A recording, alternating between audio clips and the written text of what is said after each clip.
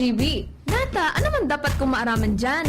Ata, magdaog kita. Aramon niya to ang kakaibang mga impormasyon, mga istoryang mapapakinabangan bago ang pangudtuhan.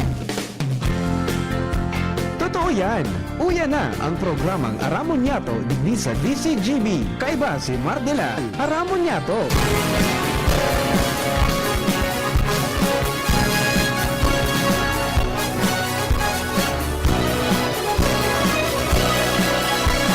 Kabayan, dapat mong malaman na kailangan mong maintindihan ang usapan na may kinalaman sa iyong kapaligiran. Gaya ng aming sinabi, makinig ka dito sa inyong bahay, makikaming dito sa programa Mardela ating kasama. Pakinggan natin si Mardela, samahan natin si Mardela sa balita, issue at sa komentaryo. Kay Mardela tayo ay panalo. Mga tubang, good morning! I'm gonna knock on your door, ring on your bell, tap on your window too. If you don't come out tonight when the moon is bright, I'm gonna knock and ring and tap until you do. I'm gonna knock on your door, call out your name, wake up the town, you'll see. I'm gonna hoot and Good morning, Luzon, Visayas, Mindanao. Ako ba sa nalingkod, Mardela, dahil iba, sa Napirotian. Hindi ba nabugita hanggang alas 11 lang po? Pag alas 11, papasok po kisses ang DNR sa sendang programa na kapalibutan tatamanan tayo every Thursday po yan from 11 o'clock to 12 o'clock noon para po ma-update kita ka mga pigigibong lakdang kanang ahensya sa pangataman sa tuya pong palibot kasi ng mga regulasyones na dapat niya itong utubon kaya hindi kita mabugdak sa alanganin. Sa mga kabarangay po niya to, sa Giraray, good morning. Welcome sa Aramon Yato program mo niya pong Aldaw. Laro technical, kasabay po natin dyan si Chief Ramir Tanay. Yan man si Jerome Nico Martinez sa DCGB Social Media Department. Newsroom, kasabay ta, mga tugang si Jenny Matthew Balaran at saka si Ciara May Leron sa DCGB News Online Facebook page. Sa umang po dyan nag-update si Jimos Barrios. Kalawa sa Mega Force Patrol sa panagos pang pangalap ng mga istorya panganing may balangibog sa Banuan kasi mapukawan ng mga turog sa pansitan. Yaon dyan sa 3rd District si Field Commander Chief of Reporters Jimmy Nasalita. Daraga area si Joshua James Bino. Kapitolyo Provincial si Karen Ala. Yaon si Partner Al sa City Hall. Si Angel sa Legazpi Port District asin sa Regional Center Site. Siringman mga tugang sa 1st District. Yan po dyan si Pading Jomar Bien. Kami po ka boss, minasaludar mga kababayan. Minapapansaro mag-morning. Sana po okay ka mo. Sa mga birthday celebrators, happy birthday. Minaratan's birthday. More life, prosperity, and happiness. Beno, dahil nagito magparahaloy pa. Langani po na maramata ng mga pangyayari po dyan sa tuyang palibot. Nasa linya na sa tuyang pong Field Commander, Chief of Reporters Jimmy Nasalita. Sa dagdag niya itong mga istorya, hali po dyan sa luwas. Chief Jim, good morning. Please come in, Chief. May naabot sa mga barantaba yung kita ko niyan digdi sa Lahog Kanal by PPO. Dahilan sa igwanin mga biglaan pang mga pahabol na mga instructions hali sa halangkaw na kumandansya kan na pihabang parani an eleksyon hali sa Camp Crame. Biglang igwanin na kasuguan para sa mga PDs digdi sa Inkirong Nasyon. And biglaan nga ni na naghanap ki taga-media ikitaan pinakaharani para sa briefing kay ning paglansar kan Albay PPO Media Action Center. Solamente DCGB nyo sa naharani kaya kita niya digdi. And isasalang niya to tabi Director Mar si Police Colonel Julius Añolevo. Kasarabay niya to digdian na PIO si Police Major Maria Luis Tino. Si Sir Police Lieutenant Colonel George Meneses III and PMAP Albay PPO. So aramo niya to tabi Director Mar salang tatulo si PD para sa kung ano ini na bagong kasuguan hali sa PNP Chief ining Albay PPO Media Action Center para ini sa kaaraman kan sa tuyang mga mga kasalabay sa industriya ngunya na nagdadangadang na eleksyon. PD, nag-umaga sa kabilang linya po si News Director Mardila. Ano po ang mga bagong kautusan mula sa PNP Chief na tupad natin ngayong palapit na ang eleksyon? Live po tayo sa DCGB sa radyo. Magandang umaga po, Sir Mar, at sa inyong tagapakinig. Good morning po, sir. Sir, ano po itong bagong kaatasan mula po sa komandansya? Ito po ay bagong kautusan mula sa ating Chief PNP kay Police General Romel Francisco Marbil na mag-establish po tayo ng Media Action Center.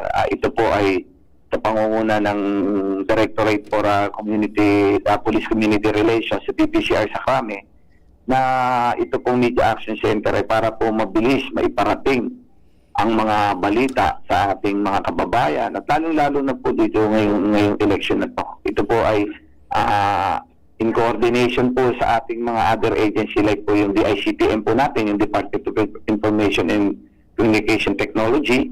Of course, yung Presidential Communication Office po, yung PCO natin. Ito ay po galing sa Krame, galing po sa kautusan ng ni General Marbil na mag-establish ng tinatawag pong Media Action Center. Ayun, accessible po yan sa mainstream media, sir. Pakiulit po, sir, pakiulit po. Accessible po yan sa mainstream media, sa mga kagaya namin? Opo, lahat po, yung kay media natin, lahat po accessible po lahat. At ito rin po ay nataon na nakapag-create po ang Philippine National Police at yung other agency. Yung tinatawag po natin yung JAPNAC po, yung Joint Anti-Fake News Action Center. So meron na po tayong JAPNAC na mag-cater o mag-a-address sa mga fake news na lumalabas sa social media, sa balita po, ay dito po lahat papasok dito sa JAPNAC po na bagong organisasyon po ng ating gobyerno. Ayun, dito po sa atin sa Albay, ano po yan? Kailan magiging operational, sir? Ngayon po, operational na po yung Media Action Center. Actually, naka-establish kami rito. Nandito po si Bergin. Ang bilis, Bergin po, nandito po siya ngayon. Opo, kaya nga, ayun, i-interview po ako, nakausap ko kayo, Sir Mar. Ay para ipaalam po sa inyo na dito meron tayong Media Action Center na in-establish para ngayong National Local Election 2025. Ayun, so all questions, all queries, all informations about Halalan 2025 will be coached through sa Media Center, sir? Opo, dito po natin kung may katanungan po ating mga kaibigan sa media, ang ating mga kapatid po sa media, kayo po, lalo na po kayo, ay pwede po kayong pumunta rito at nandito po ang aking Provincial Information Officer, si Police Major Maria Luisa Pino. Nandito rin yung chief po natin, yung Provincial Election Monitoring Action Center, si Police Lieutenant Colonel George C. Meneses, na para i-cater o asikasuhin kayo kapag kayo may katanungan tungkol sa nalalapit na election at sa susunod pang araw na during the D-Day o ng araw ng halalan. Yes po. Okay, so as of press time, sir, kumusta ang ating peace and order sa Bicol? I mean, dito po sa Albay? Sa Albay po, may po tayo, manageable and under control pa po tayo. Generally peaceful po ang Albay. Wala po tayong mai-report na election-related incident. Sana po tuloy-tuloy hanggang sa Lunes, sa darating na election. Ayun, so deployment na ng iba't ibang mga personnels natin to their different stations. Opo, since nung dumating po yung mga ACM natin, yung automated counting machine, nailagay na rin po yan sa respective polling precinct, respective municipalities and cities na binantayan at inescortan po ng kapulisan nyo rito sa Albay, coming from Manila, going to the hub, yung F2, yung sa Legazpi, ay naidala na po lahat yun sa respective polling precinct. And ang bukas, Friday, ina-expect po natin dadating yung mga election paraphernalia. Yes po, and by 11 and 12 ng madaling araw, mga 12 midnight hero pa. Wala na tayong tulugan ito, sir. Opo, wala na. Actually, ngayon po, wala na po talaga kasi binabantayan na natin yung mga ACM. Nasa kanya-kanyang polling center na po sa mga lugar ng bawat munisipyo at city natin. May mga pulis na po nagbabantay doon. Kasama din natin dyan, of course, ang Philippine Army, ang Armed Forces of the Philippines, particularly yung Philippine Army at Philippine Navy. Of course, yung Coast Guard natin at ang mga Bureau of Protection na mga kasama natin pagdating sa security component ngayong halalan. Yes, sir. Sir, 4 days to go bago mag-eleksyon. Ano ang mensahe nyo sa ating mga kababayang Albayano? Opo, muli po nananawagan tayo sa ating mga kababayan dito sa Albay, sa mga Albayano, maging mahinahon, ngayong matalino at mapagpasensya unang-una. Maging mapagmatsyag sa kapaligiran at of course, yung fake news sa tinatawag, tanungin tayo dito sa Media Action Center natin dito sa PPO, sa Albay. At para sa mga istasyon, pwede rin sila kasi may mga PIO rin tayo dyan sa mga istasyon. But it's better na dito na sa amin sa PPO magtanong para malaman nyo yung totoo. Yung para hindi kayo malito, hindi mabulag, magkaroon kayo ng impormasyon na tama at hindi yung hindi tama na impormasyon na maiparating sa mga mamamayan dito sa Albay. So kami dito, ipaparating namin yung totoong impormasyon sa tulong nyo sa media, mga kaibigan natin sa media, DCGB, ayun, si Sir Jim, Sir Mar, at yung iba pang other media na personnel na makakatulong natin ngayong halalan. Yun, malaking bagay ito, sir, no? Apo, muli po, yung mga kababayan natin sa Albayano, tinuulit namin, maging mahinahon, mapagpasensya, lalong-lalo na po sakali, mainit, at huwag pong kalilimutan uminom ng tubig at baka po mauhaw at magkaroon ng problema. Yung alak bawal? Yung alak po bawal. By Sunday siguro or by Saturday, liquor ba na po tayo dyan. Titingnan po natin yung basta yun lang po, ang kapulisan niyo po sa Albay ay ready, all set na po kami. Since na nung election period pa, handa na po ang mamamayan ng, ang kapulisan ng Albay. Sana naman po, yung ating mga mamamayan dito sa Albay ay maging maayos at mapagmatsyag. Lahat po ng information na marireceive nyo o nakikita nyo, ipagbigay alap kagad sa amin sa mga istasyon ng kapulisan sa area nyo. At yan naman po ay tutugunan ng inyong kapulisan. Yes pa. Colonel, marami pong salamat. Opo, maraming salamat po, Sir Mar. Mabuhay po kayo. Good morning.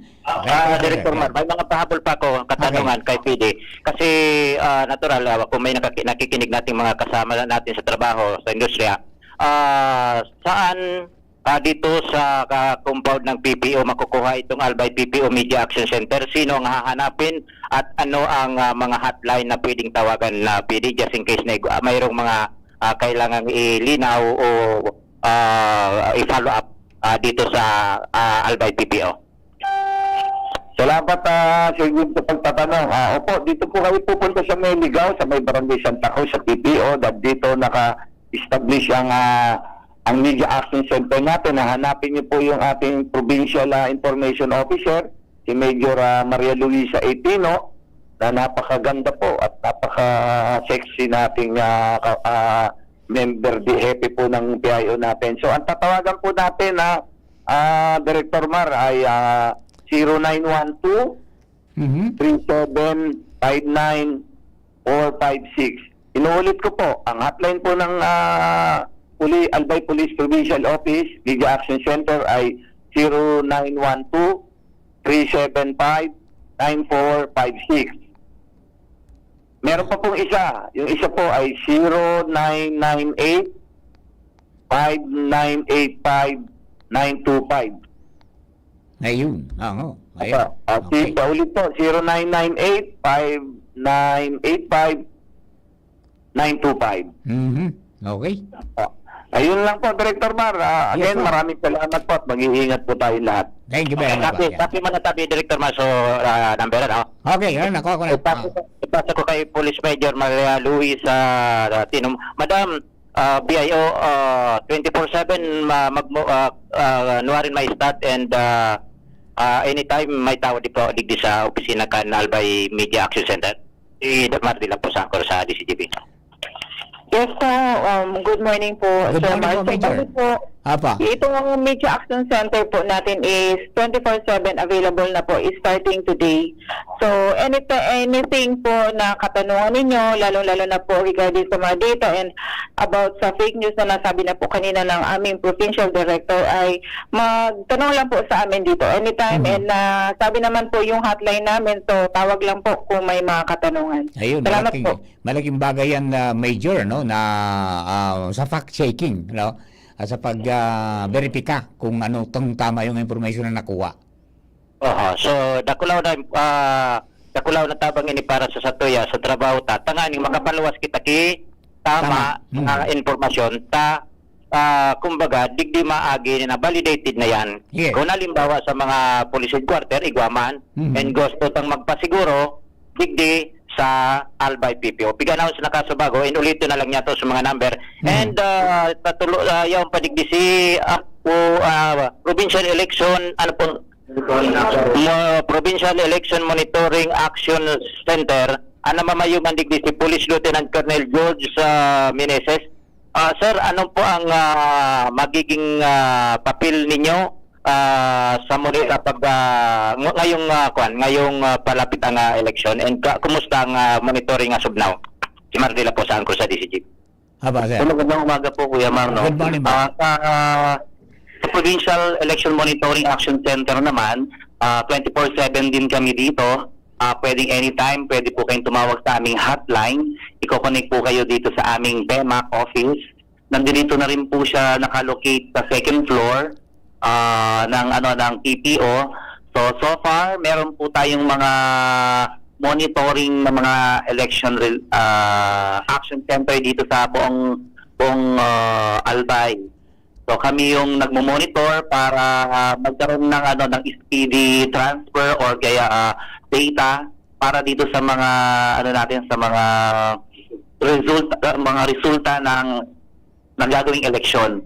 So siguro from time to time, since 24/7 naman kami dito, during, D-Day, and after the election, kami po yung magbabantay sa mga data ng resulta sa darating na election. Ayun, okay. Chief Jim, Maraming salamat po. thank you very much. Yeah. Okay, so medyo limited na oras na. So anyway, so ibang mga kaputan, ipaabot ko na lang tabi Director Mar. Yes. Digdo sa team na PD, lalo na yung sa Media Action Center, sa Election Monitoring Action Center, TPIO, Madam Police Major Maria Luisa Pino, Madam Ayin, Lead Silitaria, and sa mga pagiriba.